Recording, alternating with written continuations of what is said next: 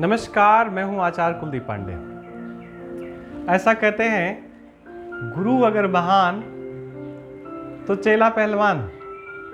अगर गुरु की दृष्टि अपने शिष्य पर पड़ जाए तो उसे फर्श से उठा करके अर्श में पहुंचाने में समय नहीं लगता। जितने भी लोग संसार में आज तक प्रगति किए, उन्नति किए या किसी भी क्षेत्र में उन्होंने ऊंचाइयों को छुआ है, तो उसका प्रभाव या उसका कारण क्या रहा है? उनके गुरु की उनके ऊपर कृपा दृष्टि। किसी का भी हो, राक्षसों ने कई बार स्वर्ग में आक्रमण किया और स्वर्ग को जीता। किसके कारण?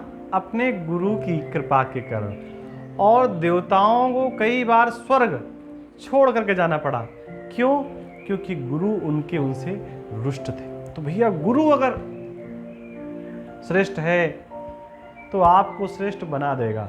गुरु की दृष्टि अगर आप में पड़ गई तो लोहे को भी सोना बना देगा। इसमें किसी प्रकार का कोई असंभव जैसा शब्द नहीं है। जन्म कुंडली में गुरु अगर लग्न में बैठा हो तो कई हजार दोषों को दूर कर देता है, क्योंकि वहां से बैठ करके वो सारे प्रमुख भावों को देख रहा होता है। जन्म कुंडली पर गुरु का प्रभाव अगर अच्छा है या अच्छे भाव में बैठा है और तमाम चीज़ें उस पर नहीं जाएंगे तो व्यक्ति को तरक्की तो देता है।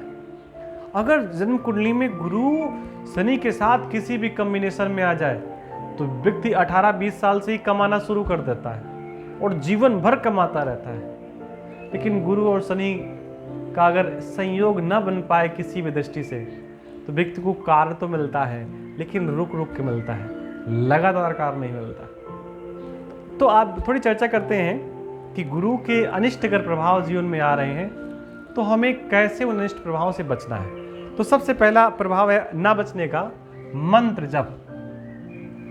मंत्र जाप मम दृढ़ विश्वासा। ओम ग्राम ग्रीम ग्रौम सहा गुरुवे नमः। पुनः ओम ग्राम ग्रीम ग्रौम सहा गुरुवे नमः। ये हमारा मंत्र है और इस मंत्र के प्रभाव से हम गुरु महाराज को प्रसन्न कर सकते हैं। मंत्र करना कितना है? 16 माला भी कर सकते हैं, 5 माला भी कर सकते हैं, 3 माला भी कर सकते हैं, और माला नहीं है तो अनगिनत कर सकते हैं। ये आप पे निर्भर करता है। मंत्र और गुरु का हमें व्रत कितने दिन रहना है?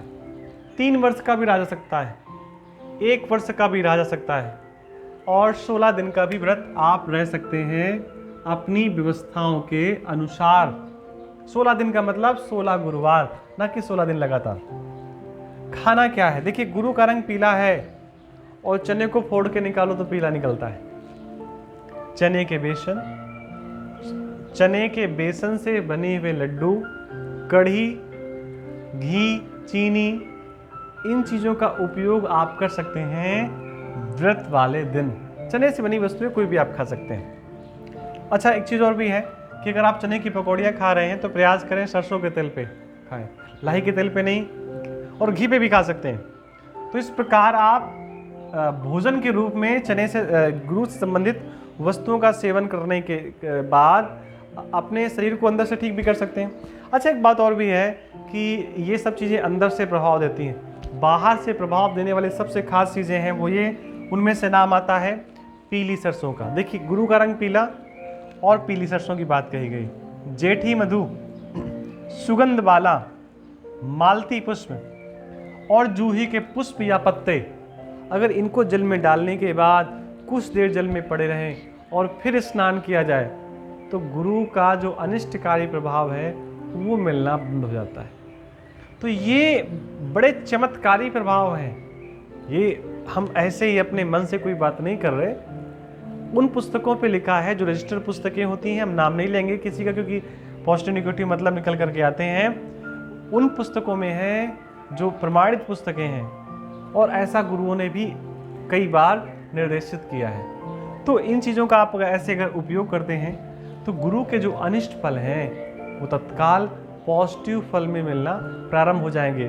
एक बात और भी है, इसके साथ आपको अपना गुरु भी बनाना है। किसी को भी आप बना सकते हैं। गुरु का मतलब ये नहीं कोई चमक धमक वाला आपको व्यक्ति मिल गया तो आप उसे अपना गुरु मान लिए।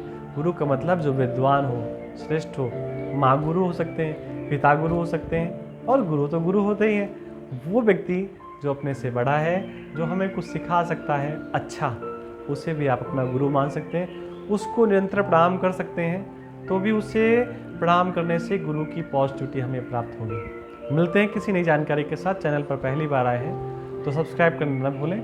कमेंट में जगत जगन्नाथ लिखें, कुछ पूछना हो बात कर सकते हैं, कुंडली दिखानी हो, हस्तरेखा दिखानी हो, आप मुझसे बात कर सकते हैं। पुनः आप सबको राम राम, नमस्कार।